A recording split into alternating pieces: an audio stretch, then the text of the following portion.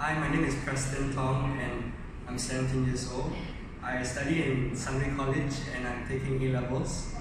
I take mostly the science subjects, pure science, and basically why I wanted to join coding was because I find that coding would be an essential skill, especially in the future.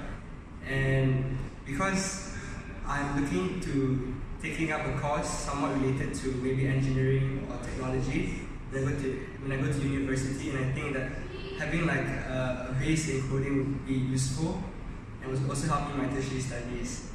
Other than that, I think what we do lessons are very fun and also very simple to follow. And actually, you can also go at your own pace to learn those skills. And I think it's something fun to do in your pastime as a hobby. And also, yeah, I would recommend anyone to join this code video class. Thank you.